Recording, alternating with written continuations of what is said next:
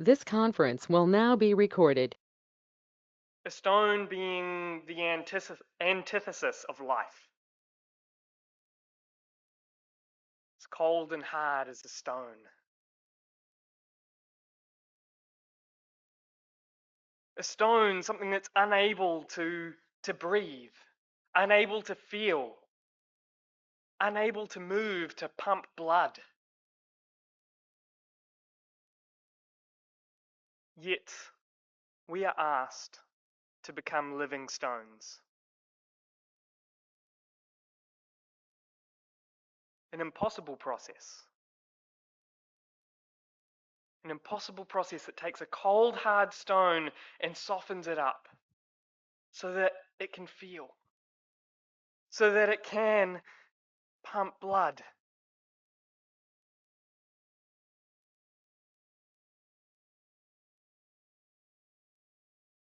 But when you think about it, a living stone is only possible with God's hand.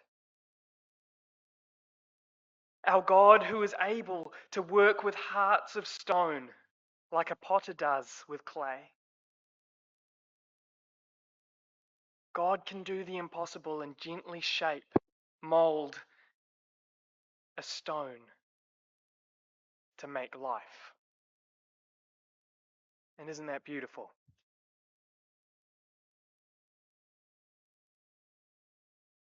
Living stones.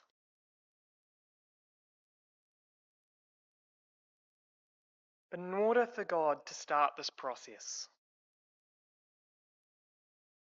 we need to surrender to Him and trust. Trust in the Lord with all your heart, and lean not on your own understanding. In all your ways acknowledge Him, and He will make your paths straight. Proverbs 3:5-6. This is so much easier said than done, isn't it? We learned just how hard this can be to trust God in different circumstances about a year ago.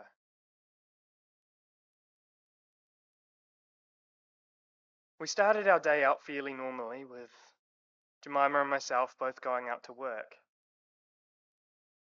And about midday, I got a call from Jemima. She said to me, I was going to wait till the end of the day to tell you, but I just have to tell someone. Both the little ones are doing just fine. And we were super excited. We were overjoyed, and we really truly felt doubly blessed to have our twin girls that we were expecting.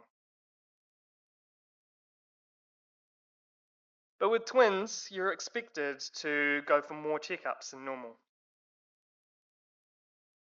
So each month we had another checkup. And it was at one of these scans that we were told that the smaller of our twins had a hole in its heart. At this point, we got referred to Auckland Hospital to see specialists.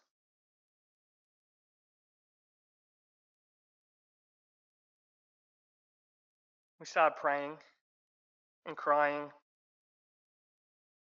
We didn't really tell anyone at this point. But as we had more checkups and more scans, and the news got worse and worse, we would pray, we would cry, and we would open to more people and ask for prayer.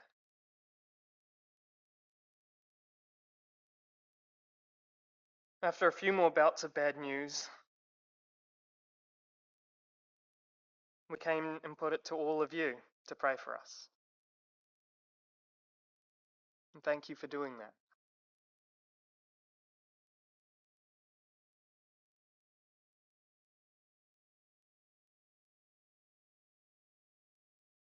But a few weeks later, a few things happened in a bit of a rush. Jemima had a premature rupture of her waters. And so we went in for a scan at Wellington Hospital, because that's where we were at the time. to check on things, and at that point we were told our little girl, her heart was struggling to keep up. A few weeks later, it stopped completely. From there, we had more hospital visits and overnight stays.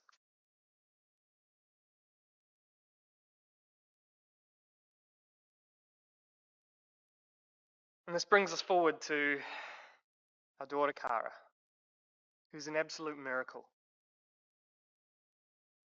a blessing. You see, with the waters broken and her sister's heart stopped, it's the perfect environment for infection.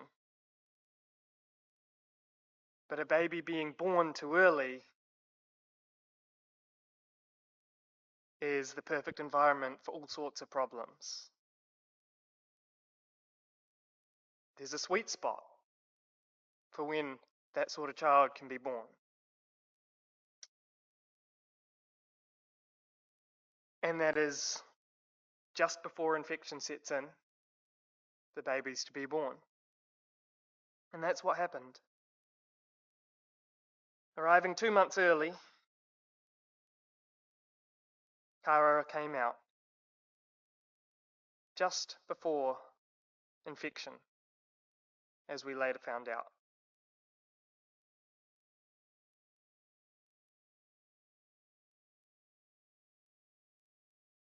But still, a child arriving 2 months early is a struggle of its own. And that's a child that still needs God's help for strength and guidance. And this is where I struggled. You see, after praying so much and asking God for help, we had watched our smaller daughter's life ebb away. And now God faced me with another daughter in need of his healing hand. And I knew I needed to bring this to him. But how was I to cope if I got the same answer?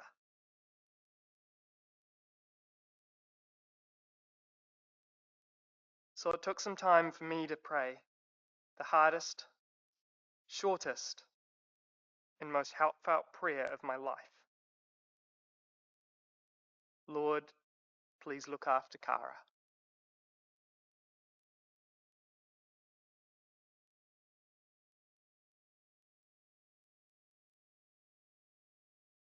See, for God to be able to for God to be able to work with the stones of our life, we need to let ourselves be vulnerable to God. We need to open our arms wide and trust him.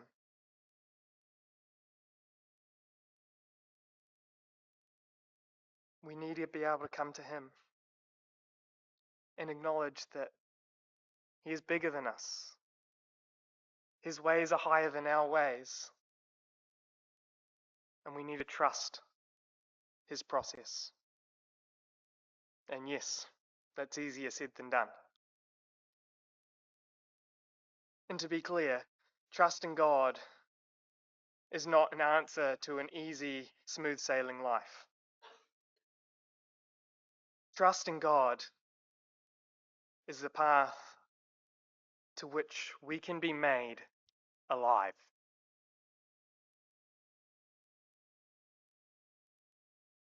The titles for this exhort came from Nehemiah. Interestingly, it comes from a small part in Nehemiah chapter 4, but we're going to look through Nehemiah's life this morning. Well, in Nehemiah chapter 4, we have a small comment that's made in verse 2. And it's from Sanballat, the enemy of Nehemiah and the Israelites. And what does he say? He says in the middle of verse 2, I'll actually read the whole verse for us, but you'll notice when the title comes up. And in the presence of his associates and the army of Samaria, he said, "What are those feeble Jews doing? Will they restore the wall? Will they offer sacrifices? Will they finish in a day? Can they bring the stones back to life from those heaps of rubble, burned as they are?" Sanballat taunted God and said, "Can you bring stones to life?" And spoiler of the story, he did. But let's start at the beginning. Nehemiah, in chapter 1, we have the story of his brother coming to visit him while he's in Susa, the king's attendant. And his brother Hananiah comes to Nehemiah and says that everyone that has gone back to Judea and Jerusalem is struggling. The walls are broken down, the gates are burned, and there's persecution around. And at this point, Nehemiah's heart becomes soft to feel. He feels what's happening to his brothers and sisters that are back home. And he prays. And he prays this amazing prayer. He prays a prayer of community. O God of heaven, the great and awesome God, who keeps his covenant of love with those who love him and obeys his commands, let your ear be attentive, let your eyes be open to hear the prayer of your servant. Um, to hear the prayer your servant is praying before you day and night, for your servants, the people of Israel. I confess the sins we Israelites, including myself and my father's house, have committed against you. We have acted wickedly towards you. We have not obeyed the commands, decrees, and laws you gave your servant Moses. Remember the instruction you gave your servant Moses, saying, "If you are unfaithful, I will scatter you among the nations. But if you return to me and obey my commands, then even if your exiled people are at the farthest horizon, I will gather them from there and bring them to the place I have chosen for my name." They are your servants, your people, whom you redeemed by your great strength and your mighty hand. O Lord, let your ear be attentive. Let your prayer to the prayer of your servant, and to the prayer of your servant who delights in revering your name. Give your servant success today by granting him favor in the presence of this man. Now just take a moment to notice that last line. Grant your servant favor in the presence of this man. And the chapter ends with, "I was cupbearer to the king." Nehemiah, subtly at the end of this prayer, shows God's power higher than that of the king of the world at the time. To just say, you know what? He's just a man. And I need to go and speak to this man. And so it's interesting when Nehemiah in chapter 2 goes to speak to this man, the king, and we've read this morning, so thank you. And there's a few things that just really stand out if you stop to think about it. Nehemiah asks the king, um, when the king says to him, "What is it you want?" And then Nehemiah prays to God. And he answers the king, "If it pleases the king, and your servant has found favor in his sight, Let him send me to the city in Judah where my fathers are buried, so that I can rebuild it. Now, it's so easy to just read through that and not realize quite what Nehemiah is asking. Nehemiah is asking to rebuild the walls and fortifications of a city that had rebelled against the king about 4 kings previous. The city that had been fully destroyed because of rebellion, because they didn't want to be under servitude of another king. He was asking to build fortifications, to build a new kingdom of the king. And to top it all off, he's asking that king to pay for it. That's no small ask.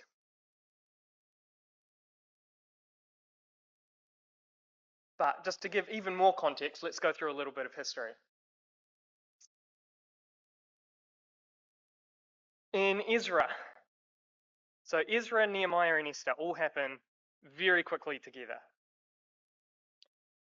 In Ezra, in the first few chapters, we have the exiles returning back to the land, and with the backing of the king at the time, Cyrus, they start to rebuild the temple and the worship there.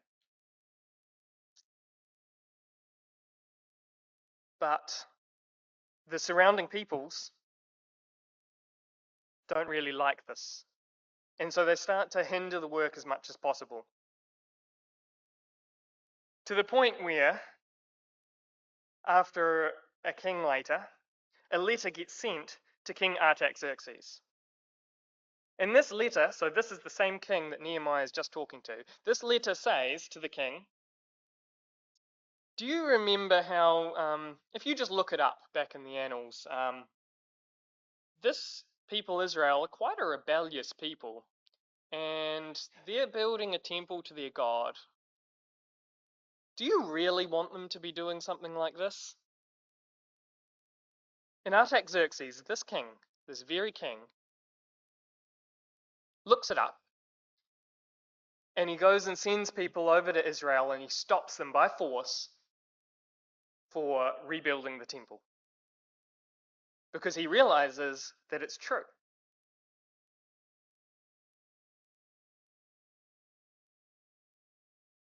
And so temporarily the building of the temple is stopped.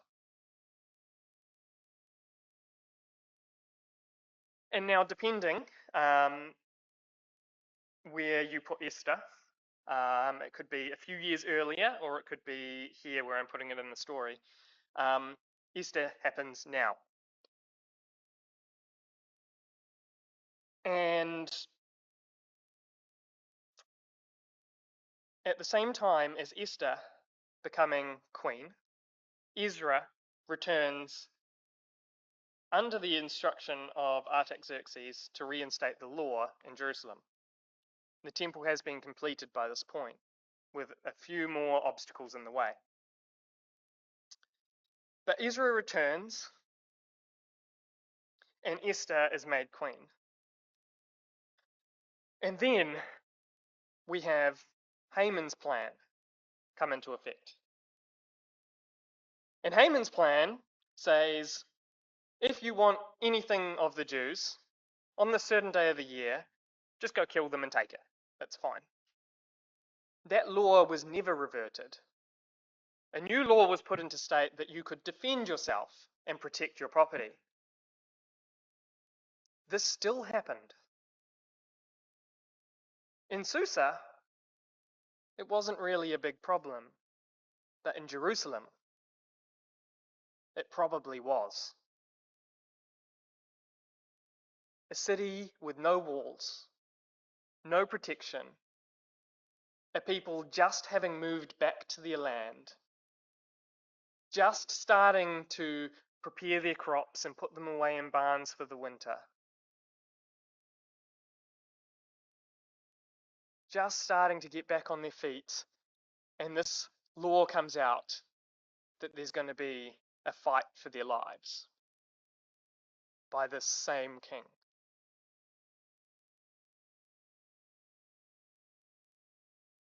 And so, with all this put in context, we have Nehemiah going to the king and asking to rebuild these walls.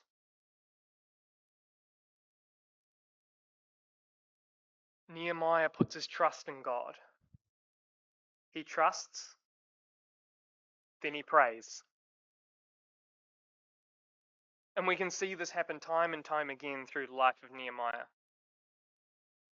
As he goes through and he hits opposition time and time again. And the first opposition is exactly what we've been talking about so far in Nehemiah chapter 2, verse 19. The wall's been started at this point, but when Sanballat, the Horonite, Tobiah the Ammonite, the official, and Gershom the Arab heard about it, they mocked and ridiculed us. What is this you're doing? They asked. Are you rebelling against the king? And I answered them by saying, the God of heaven will give us success. We, his servants, will start rebuilding, but as for you, you have no share in Jerusalem or any claim or historic right to it. You see, Sanballat knew to kick where it hurted. Start spreading these rumors of a rebellion. But Nehemiah turns his praise to God. God of heaven will give us success. He trusts God and keeps going. And so in chapter 3 we get this this awesome picture of them all together building the wall in front of their house. And we then come to chapter 4, where we get more opposition, which is where we started our exhort.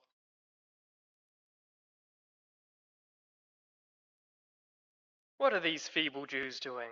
Will they restore their wall? Will they offer sacrifices? Will they finish in a day? Can they bring the stones back to life from those heaps of rubble, burned as they are? And straight away, after hearing all this, Nehemiah says, hear us, O our God, for we are despised. Turn their insults back on their own heads. Give them over as plunder in the land of captivity. Do not cover up their guilt or blot out their sins from your sight, for they have thrown insults in the face of the builders. Straight away, Nehemiah turns to God, puts his trust in him. And in that very same chapter, they start to get attacked by those around, and they have to pause the work. They have to arm themselves, and they have to protect themselves against those attacking.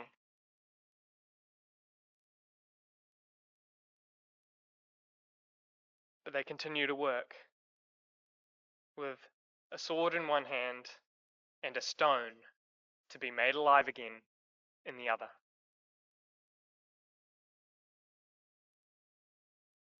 And then finally, we have another attempt at stopping this wall from happening.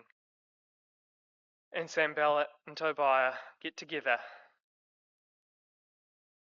and they try and get Nehemiah out of the city.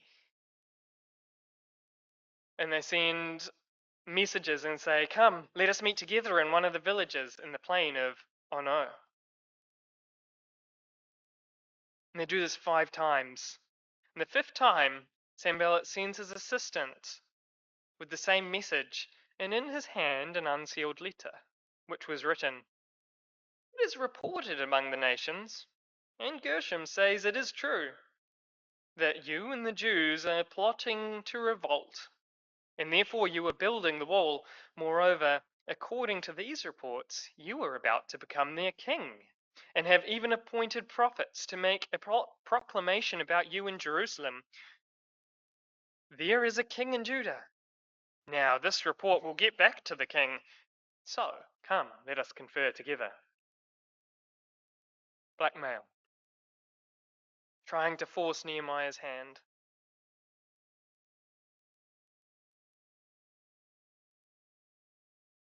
And what does Nehemiah do? He replies and says, nothing like this is happening. And then he prays a short, simple prayer. Now strengthen my hands. This whole time, he's afraid. He's been afraid of the king the first time he asked. And now this whole time, he's worked on the wall. He's been hit with these barriers. He's been hit with these problems of these people trying to stop the process.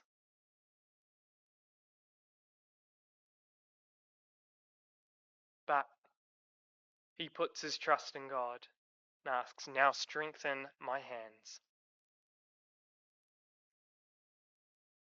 And in verse 15 of chapter 6, the wall was completed on the 25th day of Elul, in 52 days. When all our enemies heard about this, all the surrounding nations were afraid and lost their self-confidence because they realized that this work had been done with the help of our God. Isn't that amazing? In 52 days, they built a city wall, only possible by God's hand. And this is the exhort this morning. We want to be living stones built into that new city.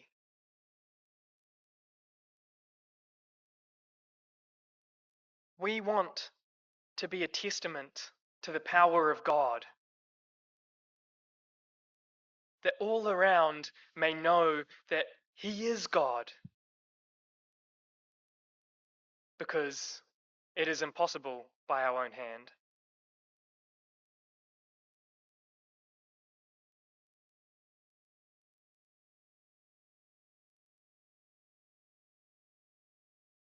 The summary in the exhortation this morning comes out of 1 Peter.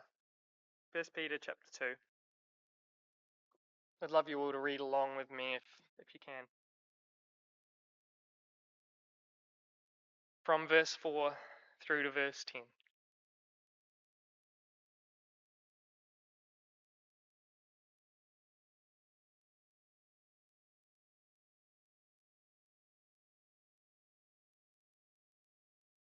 As you come to Him, the living stone, rejected by men, but chosen by God and precious to Him, you also, like living stones, are being built into a spiritual house, into a holy priesthood, offering spiritual sacrifices acceptable to God through Jesus Christ. For Scripture says, see, I lay a stone in Zion, a chosen and precious cornerstone. The one who trusts in Him will never be put to shame. Now to you who believe, this stone is precious, but to those who do not believe, the stone the builders rejected has become the capstone, and a stone that causes men to stumble, a rock that makes them fall. They stumble because they disobey the message, which is also what they were destined for.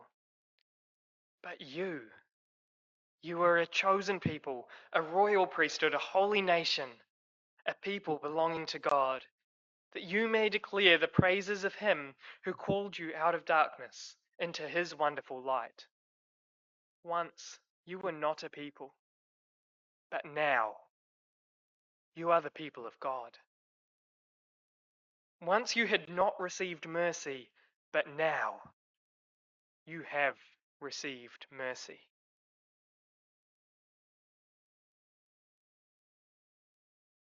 And this is the passage to think about as we come to these emblems before us. and we see the living stone before us in the emblems this morning. We come to him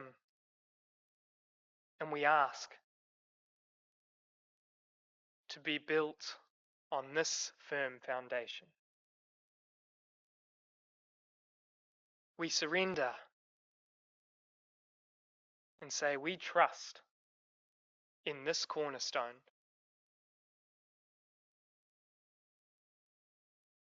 And then we ask to become a chosen people.